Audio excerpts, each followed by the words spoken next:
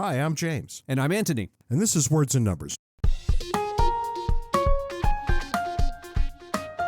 Sit back, strap yourself in, and we'll all find out what non-interesting thing Ant has been thinking about all week. Well, I haven't been thinking about it all week. It ran across my desk and it was just too funny not to mention. So sweet serendipity is what we're looking at here. Right, exactly. There was an article in the Wall Street Journal. So this is not some fly-by-night paper. Wall Street Journal reports the U.S. Justice Department charged 4 Belarusian government officials with aircraft piracy, alleging they conspired to fabricate a bomb threat involving Ryanair. The Wall Street Journal published the full names of 2 of the Belarusian government officials. They are Andrei Anatolovich Lenu and Fanu Lenu. They published this thing, and then the Wall Street Journal comes out later with a correction that Lenu, L-N-U, and Fanu, F-N-U, aren't names. They're placeholders. It stands for last name unknown, first name unknown. For crying out loud. You gotta be kidding me. They didn't know the name, so the copy editor, whoever it was, put in the placeholder, F-N-U, L-N-U. And it got through the gatekeepers and ended up as the person's name, Fanu Lenu. For God's sake. I mean, just when you think government can't do anything dumber than what it's already done, you end up with this nonsense. The private sector says, wait, hold my beer. This is absolutely silly. I don't even know what to say. I have nothing interesting other than the observation that Facebook's user base dropped for the first time ever by 500,000 users a day. I find that fascinating because people have been complaining to me for some time saying, look, Facebook is misusing people's information, and if the market really worked, it would punish Facebook. Well, the fact is, people were willing to give up their information in exchange for the things that Facebook gave them. It was the market working. Yeah, that's right. Until Facebook pushed it too far.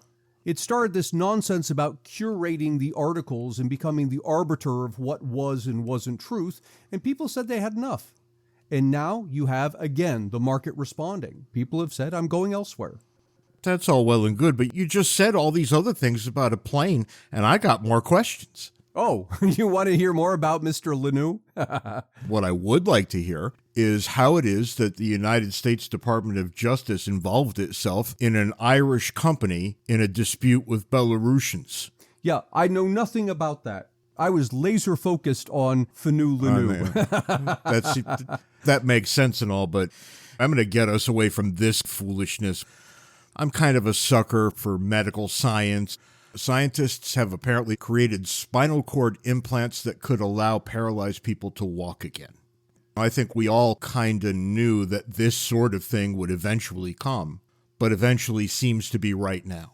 There's so many stories that we're running across now of stuff that's just science fiction coming into reality. Yeah, these are 3D implants made using human cells. And listen to this.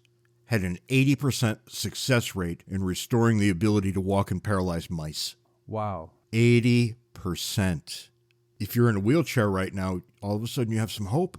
You'd have hope at 30%, let alone 80. That's right. But boy, this was a good one, wasn't it? The foolishness of the week is a bit more depressing. I ran across a story of a woman who was born in Auschwitz. There were only apparently 2 children born in the camps. And she lived.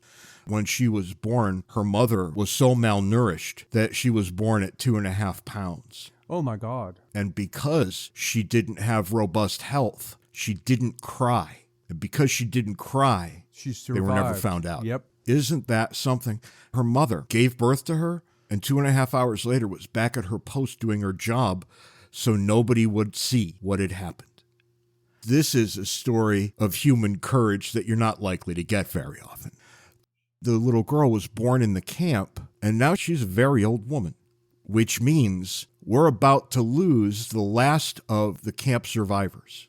And when the last of them die, they take with them their collective memory of what happened.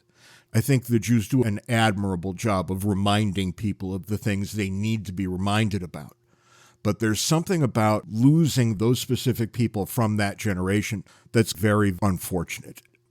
Nearly 1/3 of all Americans 31%, and 41% of millennials believe that 2 million or fewer Jews were killed in the Holocaust. 2 million or fewer. Correct answer is 6 million. Yeah. That gives me more hope. I thought that you were going to say that 40% believe that the Holocaust never happened. There's a significant amount there, too. There were 40,000 concentration camps and ghettos. 45% of Americans cannot name a single one. This is one of the absolute worst things that human beings did to one another. The history of this should be stamped into our consciousness. If that's not bad enough, 58% of Americans think that something like the Holocaust could happen again. They're not wrong, and they're not wrong because of the other people in this survey who had no idea what happened in the first place. The foolishness of the week. We try to keep that portion of the program lighthearted, but not this time. To get more Ant and James, buy a copy of our excellent book, Cooperation and Coercion. You can find the paper and electronic versions on Amazon and the audio version on Audible. If you'd like to support Words and Numbers, make your way over to patreon.com/wordsandnumbers, where you can contribute to our podcast-making habits. Just a couple of days back, the debt hit $30 trillion.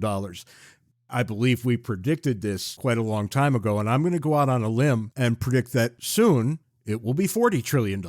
I think sooner than what you might think. But let's stick with $30 trillion. If somebody asked me what that really meant, I don't think I could explain it. 30 trillion is really hard to get your head around. You see these things shared on Twitter about how some billionaire could give $1 million to every person on the planet and still have a bunch of money left over. And clearly the math is entirely wrong, but what's happened is you're dealing with millions and billions and trillions and you just can't work the thing out. It becomes very difficult. I remember when we wrote our book, Cooperation and Coercion, for the few of you out there who may not have purchased a copy, we tried to lay this out. I was trying to figure out how many drops of water were in an Olympic-sized swimming pool. Right. These are the kinds of things that you have to use to explain 1 trillion, let alone 30. You get to the point that the analogies don't work because you need analogies to describe the analogies that describe $30 trillion. But what's disturbing to me is not just the number, but the rate at which it has grown. We crossed the 20 trillion barrier, I think back in like 2017. We're talking like, 5-6 years? I think it's a case we're guaranteed that the government will be adding at least $1 trillion a year from here on out. And that's barring any unforeseen calamities, because sooner or later they're going to say again, the way they always seem to, oh dear, we have to compensate all the people for this COVID business that we've entirely bungled as a government. I believe at this point that politicians don't think there will ever be a downside to spending a lot more money than we have. That is correct. To the extent that that's true, disaster looms on the horizon. The only thing that's going to stop them is voters becoming annoyed. Once upon a time, voters were very concerned about deficits and debt. But no more. I think they've bought into this thing that Elizabeth Warren, Bernie Sanders, and others say that we can just print as much money as we want. You can have whatever you want. The next thing coming down the pike is free college education, then free health care. And let's be clear, the government can print all the money it wants. Oh, yes, it can. On that note, everybody's right. It's that second part that's going to come for you. Right. That you can just buy anything you want and not ever have a problem with the money that you have, I think, stolen from people would probably be the way I would put it, because when they flood the market with new dollars, which is what happens, everybody loses. And that's the part nobody wants to talk about. Everybody experiences inflation. Of course, economists have been talking about this. You and I have been talking about it for decades. Only now are people starting to see it. Starting about February, March of last year, we got a significant spike in inflation, and it hasn't gone away. Well, it's been, 5-6% each of the last 3 months now. It has, and over summer, I think it was June or July, it topped at something like 11% on an annualized basis. Just this morning, I learned that Amazon Prime is going to be more expensive next year. I saw that too. Last week, it was Netflix. And these are the things that I actually love. Person to person, it hits differently. The people who like to go out dancing, that's not me. I have no idea what that costs. But I'm the guy who stays home and watches TV. And now I got to spend a lot more to do that. That, and I'm sure you're going to see in the next month or so your internet service provider bill go up as well. You asked about putting the number in perspective a moment ago, so I'm just looking up GDP numbers by country. The United States GDP, so it's the value of all the goods and services we produce in this country, is currently about 20 trillion.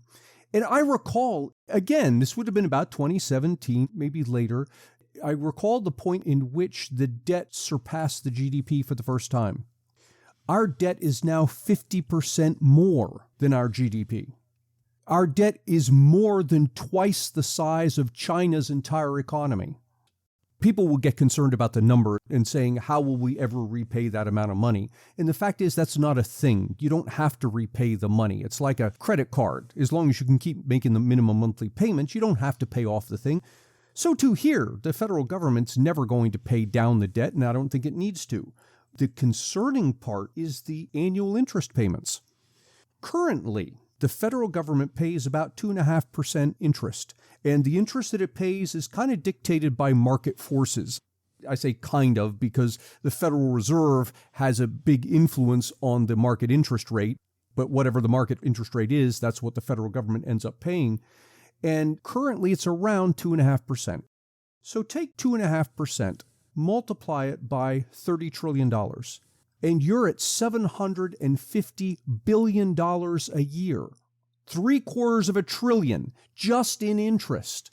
Think about what that would mean for a household with a credit card. You're paying so much just to service your debt that you're probably never going to pay it off, which means it'll get bigger every year, which means you'll pay more on the interest alone, because you're going to pay more on the interest until one of two things happens. You pay off the principal or interest rates go down. Now, interest rates are not going down. We're looking at an environment right now where interest rates are ticking up in every financial market that needs interest rates. And that's where things get dicey. We've been experiencing for going on almost a year now, this inflation. And how do you fight inflation? The way you fight it is by contracting the money supply. But when you contract the money supply, interest rates go up. And so all of a sudden, we're in this very weird space where what's good for us, that is controlling inflation, is actually bad for the federal government. Because when the Federal Reserve cuts back on the money supply to control inflation, you get higher interest rates as a consequence. And every 1 percentage point increase in interest rates is an additional $300 billion a year in interest. Ouch. And it gets worse than that, because we're not talking about 1 percentage point. If you look at some sort of historical average, we're looking at closer to 4 percentage points. I don't know what the number is going to end up being, but the Fed's going to have to seriously cut back on the money supply to get the inflation under control. Now, what that comes down to, I don't know. But I'll tell you this. At the low interest rates, our current annual interest of $750 billion is substantially more than the entire economy of Switzerland. What it costs us in interest on an annual basis is more than the economy of Switzerland. For crying out loud. And look, there is financial hardship around the corner regardless of the political moves that happen next. Regular people are going to start hurting. They're going to start hurting real soon if they haven't already. And that's going to happen no matter what the federal government does. The federal government has very few moves left. There's really just two. And let's identify this pain. The pain is already coming in one or a combination of forms. Either we're going to have to live with significant inflation. And my back of the envelope calculations, which I've shared before, are anywhere from 5 to 15% on an ongoing basis. So either... Let's hold it right there for a second, because people are thinking, well, what does that mean? What it means to regular people, you might not be able to buy a house. You may not be able to buy a car. Things are bad enough for people who are not on fixed income. But people who are on fixed income trying to live off of their retirement, for example, things just get more and more expensive, but their income isn't going up. So this is one way that we'll pay in the form of inflation, which is what we're feeling right now. The alternative to that is that the Federal Reserve cuts back on the money supply to control inflation, but that gives us higher interest rates, and that means that the federal government's annual interest expense gets larger. And that comes back to us in one of two forms. Either the federal government's going to have to significantly increase taxes on people, or it's going to have to cut back on spending elsewhere. That's not going to happen. So I think those are the three things. We either have inflation, or we have increased taxes, or we have decreased spending in other areas. Those are all the same thing. They're all the same thing. It's because there's no such thing as a free lunch. All this stuff that politicians have been saying, elect me and I'll give you this free stuff. It isn't free. And right now we're starting to pay the price. Look, we've just shown you that no matter which avenue the politicians take, you're the same kind of screwed. Let's put this in perspective. People are likely to die because of this. When people can't afford air conditioning in the summer or heat in the winter, when they can't afford enough food, health starts to deteriorate on senior citizens, on fixed incomes. And no matter which way you look, you have to admit that this only gets worse from here. One of the arguments that people give, and this came from the MMT crowd largely, is that we don't have to worry about inflation because the U.S. dollar is a reserve currency. Reserve currency simply means that the U.S. dollar is something that other countries, foreign governments or foreign companies, invest in. So they invest in U.S. dollars. They hold their wealth in U.S. dollars. It's a reserve currency. There's no law that says it's a reserve currency. It's simply become a reserve currency because its value has been pretty stable over time. But that's about to end. And you can think back, anybody who's taken history could probably guess at the reserve currencies that the world has had over the years. The British pound comes to mind immediately. Oh, yeah, the pound sterling was once the thing. You'd call it the gold standard, but I guess it was the sterling standard. Right, it was a sterling standard, exactly. But that wasn't the only one in human history. No. There are lots of these. The Dutch guilder, and I don't know what they called it back then, maybe the peso, but in the days of Spanish exploration when Spain was a world empire, Spanish currency similarly. And you start to realize that empire drives this train pretty significantly. It does, because the greater your economic footprint, the more people who are using your currency, the more apt others are to adopt it as a reserve currency. It becomes the currency of business. Right. So people in foreign countries are buying and selling with each other, and rather than using their own currencies, they use ours. They happily use the dollar. Why? Because there's a huge market out there, and if I ever want to spend these dollars, I can get all kinds of things. When we've talked about my time in the Middle East and how the Iraqi dinar was functionally worthless, I bought my groceries in U.S. dollars. You've told it before, but it was a long time back. Tell the story of when you were at the restaurant in Turkey and the bill came. This is one of the most instructive things that ever happened to me. You always realize late in the day how much you just learned from one silly thing that happened. I was in Istanbul and I bumped into a group of guys who worked at the same place I did. We were all coming back from Christmas break into Iraq, which means we were all in Istanbul for a couple of days waiting for the twice-weekly flight. And we decided we would go out for dinner. So we find a restaurant, looked really good. We go upstairs. We're sitting on that top floor, open ceiling, and we're looking out. We could see the Blue Mosque and the Hagia Sophia. It was just gorgeous. We ordered our dinner. The food was fantastic. I think there were 8 or so of us. And about halfway through our meal, we realized that not one of us had any Turkish currency. Oh dear. Right. We might have to wash dishes before this is over. And given the economy that they had there, we might have had to wash dishes for a month and a half. Anyway, we called the waiter over. We said, look, man, we don't have any currency here. He said, yes. What do you have? And we said, oh, okay, we'll play this game. And we all reached into our wallets and we put our money on the table. And he walked around, he had a calculator in his hand. And you realize at that moment that the Turks, especially the Turks who live in Istanbul, are merchants like you don't normally see. They're good at all of this. He walked up to me. I had American dollars. He said, okay, I need this many. And he reached down and took them away. And I said, yep, fine by me. And he did that with everybody. And somebody had rubles and people had euro. And before you know it, he's gone around the entire table until he gets to the last guy who had Iraqi dinar on the table. And he looked and said, nope, not that. Right.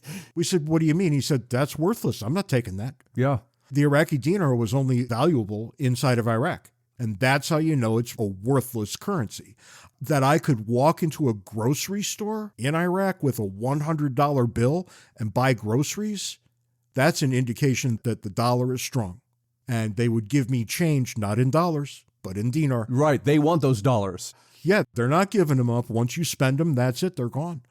And all of a sudden, this idea that the U.S. dollar is pretty good no matter where you go, that looks like it's ending. we're certainly on that path. The more we inflate the thing and the weaker our economy becomes, the less valuable that dollar becomes. I mean, why was the Turkish waiter willing to take the dollars or willing to take the euros? Because he knew that he could spend them and get something for them. The dinars, he couldn't. He could take those things and turn that into Turkish currency, no problem. There are two reasons that make it difficult to spend a currency. One is that inflation eats its value away, and the other is that the economy that issued it has shrunk enough that it's hard to get stuff from it. I don't think the U.S. is in danger of that second one, but we may be becoming in danger of the first.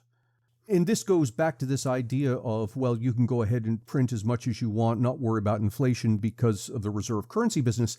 And what's really going on is as we print more money and we experience inflation, we alone don't experience that inflation. Your Turkish waiter experiences it because the US dollars in his pocket now purchase less. So what we've really done is taken this amount of pain that comes from inflation and spread it over the planet. Makes us feel a little bit better. We don't have the full burden of the pain, but we've just imposed the pain on others who then ask the question, why am I holding dollars as a reserve currency? We have outsourced suffering. Right, exactly. And people will look at the rate of inflation on the dollar, and they're going to compare that to all the currencies of the world, and they're going to pick something else that is not inflating as fast and that is still valuable. Right. There are any number of currencies that fit that description. And the great problem that we're going to face is what happens when people around the world start thinking something like the Chinese or the Russian currencies are better than the dollar. I can't see it happening with the Russian ruble. I can see it happening eventually with the Chinese currency, but probably not for another decade or so, simply because China's economy isn't that large. The one that I would look to is the euro. The European Union's economy is as large as the United States, and they produce many of the same products that the United States produces. And it's not the case that they haven't operated foolishly as well. They have. Right. But we're not asking if it was foolish. We're asking if it was less foolish. To the extent that it was less foolish and continues to be, they will experience less inflation than we do. And when that happens, people are just going to do business in euros. One of the counter-arguments that people give when I talk about the size of the debt, people have said it to me recently. Look, our debt isn't really 30 trillion. It's really 23 trillion. And of course, what they're doing is they're not counting money that the federal government has borrowed from the Social Security Trust Fund and from federal workers' pensions. Should we even use the word borrowed anymore? That seems not right. The thing is, people use this phrase, which really irks me. They say, well, but that money, it's called intragovernmental debt. That money is really the government borrowing from itself. And that irks me to no end because that's only true if you admit that the Social Security obligations really are not owed to retirees. Only if you admit that the pension benefits for federal workers are not owed to the federal workers. If you're willing to say that, then yeah, I'll agree with you. It's money the government owes itself. But in fact, that money is ultimately owed to the retirees, to the federal workers. And if the government were to default on that money, yes, legally it wouldn't be a default, but it would feel exactly like a default to the tens of millions of retirees who aren't getting their money. For the life of me, I can't figure out why people go to this argument. It's so obvious that it's wrong in this particular way that you just described. Further, they bristle at this thought that we've been running deficits since 1958. They're all convinced that Bill Clinton ran a surplus. He most certainly did not. And we use Clinton as a shorthand for the entire government because you and I take a certain amount of pain to make the point that presidents don't do this. Entire governments do this. If you want to get even more picky about it, it's Congress that comes up with the budget. That's right. Constitutionally required that they do so. Nonetheless, we're looking at a situation where no matter how I look at this, all I see is suffering ahead. I think you're right in using the word suffering, but I want to mitigate it a little bit. It's not suffering in the sense of horrible things are happening to us. Rather, it's suffering in the sense that it's now time to pay for all of these things that politicians told us were free and in fact aren't. It's the exact same thing that would happen if you ran up your credit card having a great time and then the bill comes. And now what are you going to have to do? You're going to have to cut back. You're going to have to get a second job, but you got to pay that bill. That's where we are as a country. You go out on New Year's Eve on a classic bender. You pay for everybody else's fun too. Then you wake up the next day and you realize that at about July, you're going to run out of money for the year. Right, yeah. Oops.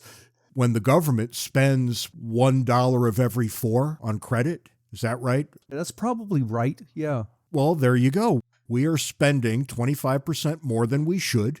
And everybody's lifestyle is based on that. And sooner or later, that reality is going to collapse upon itself. And you're going to look around and you're going to realize my standard of living just dropped to something that I would expect to see in Europe. That's much more likely to become our reality over time.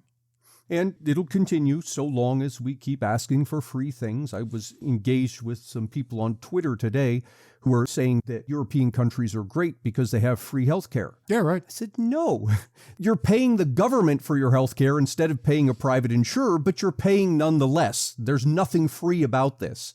The average European home is roughly 1/3 the footprint of the one I'm sitting in right now. The average European family, if they own any cars at all, they own a car. People don't own multiple automobiles in Europe. That's not how things work. This is what we're heading towards. The intervening period isn't going to be a period punctuated by civil war brought about by currency collapse. That's not happening anytime soon. What is going to happen soon is that people's expectations have to be dialed way, way down. And all of this is very heavy stuff. So I want to remind people that there's a simple path out of this. It's not painless, but relatively speaking, it's not that bad. And the path out is a balanced budget. If we can maintain a balanced budget year in, year out, and when I say year in, year out, I mean for the next probably 50 plus years, we can work out of this. What'll happen? There'll be a little bit of pain in the form of, we can't have a bunch of free stuff. The government can do what it's currently doing, but no more. But what we get in return is a stable currency. We get interest rates are reasonable. We have taxes that aren't necessarily going through the roof. But the problem is everybody, from voters to politicians, have an incentive to do the exact opposite. When a politician says, elect me and I'll give you free stuff, and the voters think to themselves, yeah, I want the free stuff, and whether they're aware of it or not, what they're really saying is somebody else is going to have to pay for it. Well, guess who the somebody else is? It's the rest of us in the form of inflation. That's right. In the game of musical chairs, we can conclude that there's an ass for every seat.